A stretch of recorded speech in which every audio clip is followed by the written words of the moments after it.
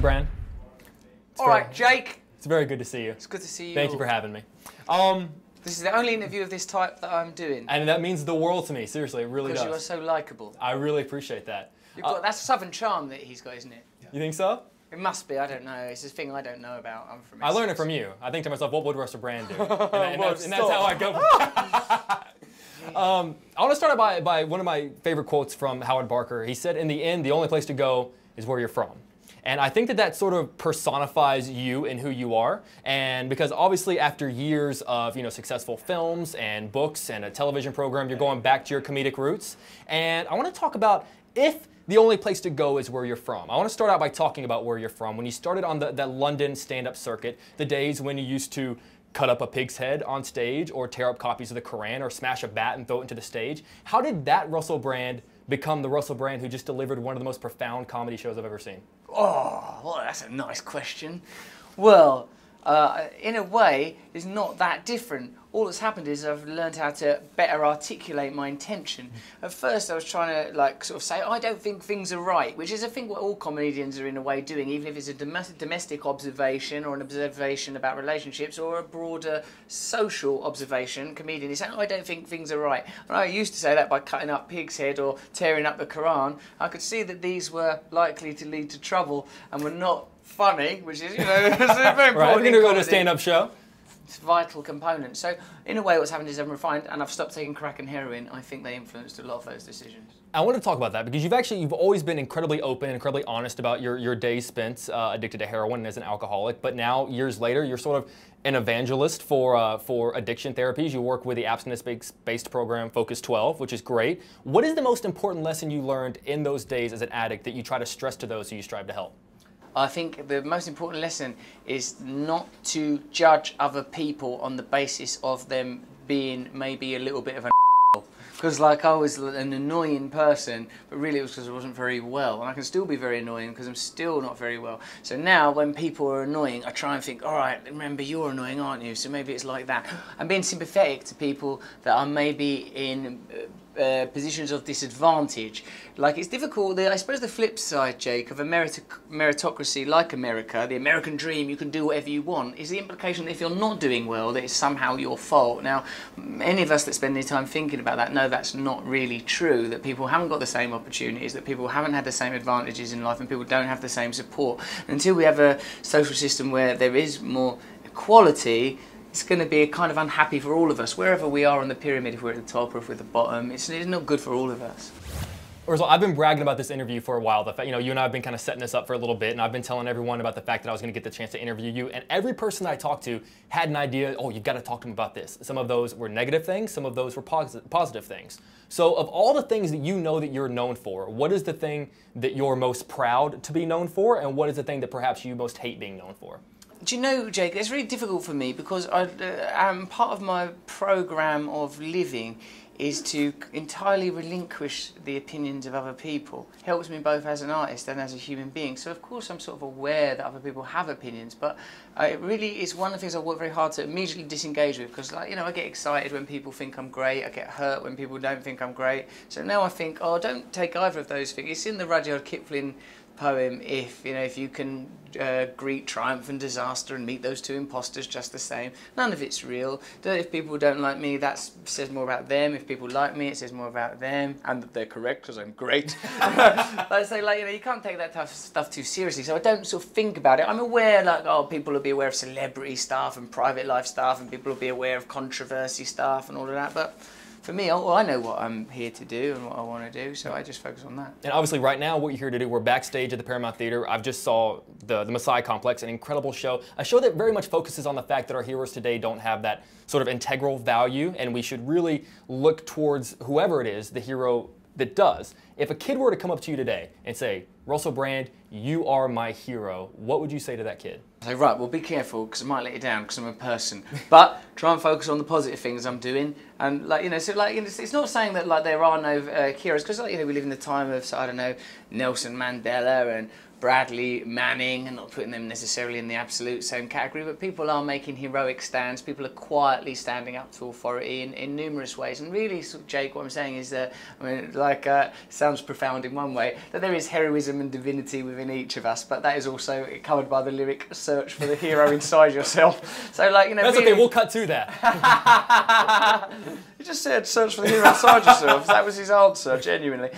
So really, all of it don't matter about what represents these great traits to which you aspire. It just matters that you engage them within yourself. You know, that's all that really matters. I want to talk about, you touched on, you know, the people today, because, you know, the people that you talked about in the show, Malcolm X, Gandhi, Che Guevara, Jesus Christ, a lot of them, I feel like, achieved that sense of hero status posthumously.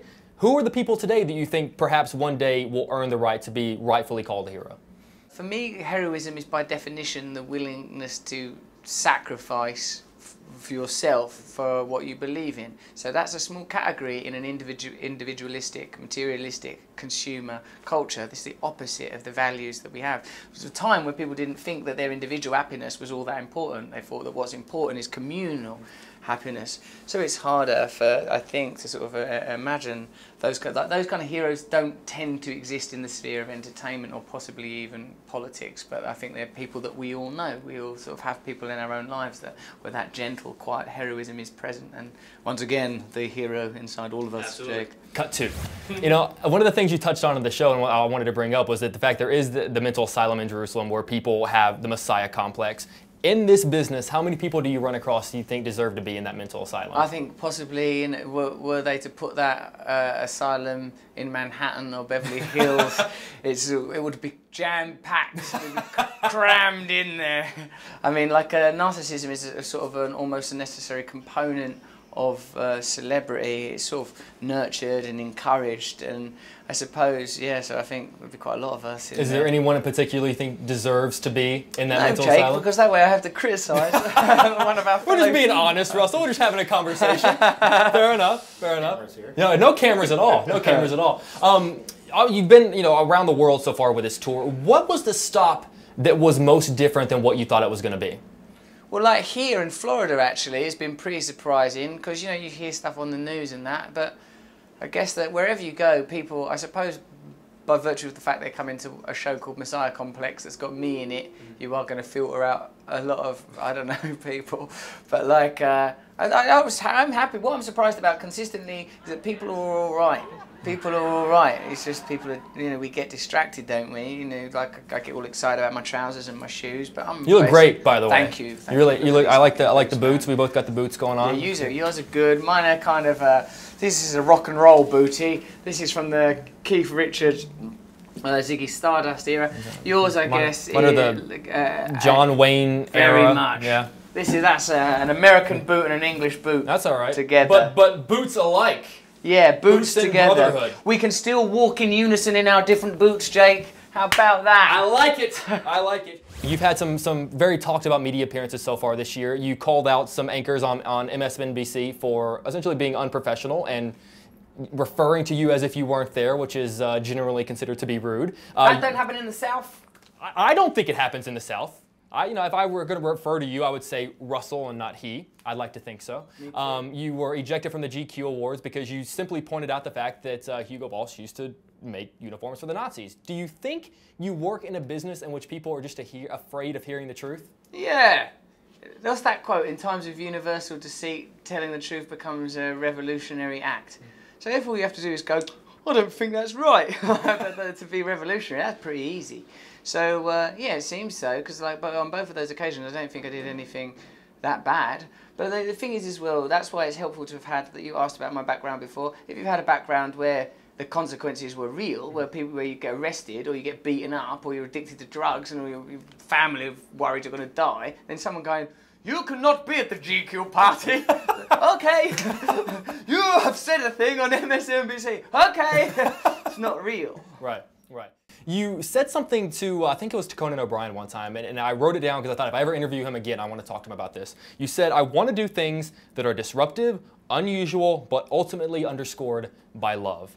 How do you go about doing something like that? Well, a lot of it is telling the truth, isn't it? I think, and putting yourself in context where telling the truth is disruptive. And I suppose it's difficult for any creative artist to avoid cliche. I think your way of doing it, for example, is with your thorough research and with your legitimate, genuine interest in your subject. So that's unusual in what you do for a job, where people just sort of like trot out sort of generic questions and stuff like that. So you have found your way of doing that, and my way of doing it is I feel sometimes like things are unbearable. I try and look for, well, what is really funny?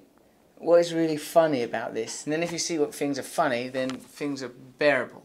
So one of the topics that you talked about in the show that I just wanted to bring up was the news. And as you know, I am an employee of the news. What are your thoughts on something, if I'm going to go back to Houston and I'm going to say, guys, here's what we're doing wrong, here's what we can do to fix it. What are the tips from Russell Brand to fix it?